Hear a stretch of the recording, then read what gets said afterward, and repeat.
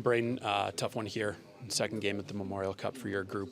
You look back on this one. What didn't go right for you? Yeah, I mean, I thought we had a lot of looks in the first period. I think kind of got deflated a little bit maybe. I thought we had a lot of breakdowns defensively and weren't really good defensively, but we have a really good opportunity tomorrow, and we're gonna put this one behind us and make the most of it tomorrow. 2 games in here, you talked a little bit about this, but what sort of lessons have you learned about the level of play, level of competition, the speed out there? Well, yeah, I mean, everybody's here to win. It's the 4 best teams in the country, and I think that we came here knowing that we're going to be playing good teams, and I think we kind of just dipped our toes in the water a little bit, kind of both games. Like I said, I think we have a great opportunity tomorrow, and we're going to make the most of it. You talk about tomorrow. What is the mindset heading in, knowing that tomorrow's it? You have to win. Yeah, I mean, we just got to lay it all on the line. I mean, it's kind of do or die from now on, and we got nothing to save it for.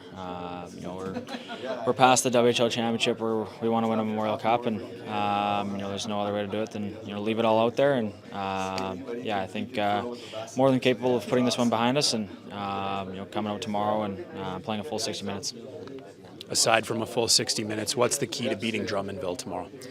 Yeah, we could kind of watch their games, on our off days, and obviously they play fast and play hard, and I think if we really just play our game right from the drop of the puck, I think if we're ready to go and we're on our toes, and if we can be more structurally sound defensively, and kind of break pucks out cleaner, I think we're a pretty good team off the rush. So I think if we can just get the puck out of our own end and kind of let our creativity and offense take care of itself. But I think we need to do a better job of playing below the dots, getting pucks behind their D and kind of going to work.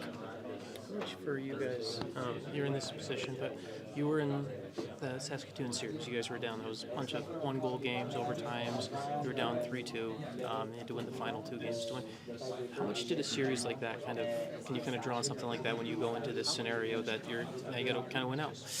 Yeah, absolutely. I mean, I think a big thing about our group is the resilience, and obviously we're in a tough situation here. We got to win out, and I think that kind of throughout the year we've prepared for this.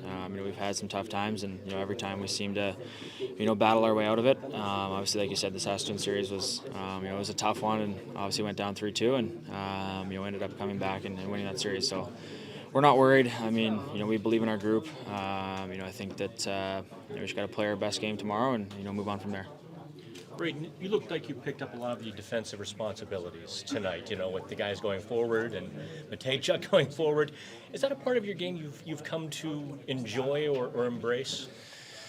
Yeah, I think ever since I came into the WHL, my coaches, have been, really try to develop my 200-foot game, and it's something I take pride in as well. So, I think obviously we got a lot of good defensemen. Obviously Dents is a highly skilled D-man, and he's going to do his thing, and I have no problem covering for him.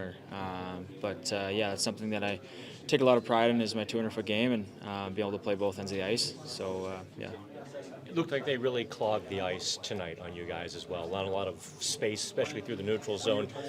As the center, how do you find that ice to get things moving? Yeah, they kind of played a little bit of a trap. They were kind of in a 1-4. I think if centerman can just gain speed, and or whether it's our D carrying the puck to the red line and getting it in and getting hard on the forecheck. We faced a 1-4 before. Obviously, Saskatoon played that kind of style, I think we just needed to do a better job of getting it below their dots and going to work down low. Has Matt Cullen or TK called you after the first game or so? No, I just talked to Chris Butler. He's the other player development guy there, and obviously talked about the game and how this kind of experience has been, and I know I'm a little bit also about tomorrow's game and the rest of the tournament as well. So it's been great, but obviously you got to dial in tomorrow. You had a couple of chances early in the first period, kind of those chances where how didn't they go in? You start to wonder a little bit, like, is there a lid on the net tonight? Yeah, I mean, credit to their goalie. He played well. Had a lot of looks. I think we just got to find a way to keep at it and not really get frustrated. Obviously, there was a couple there where, like you said, we didn't know how it didn't go in. Obviously, some pretty big saves, but yeah, I think we just gotta stick with it and keep generating those chances.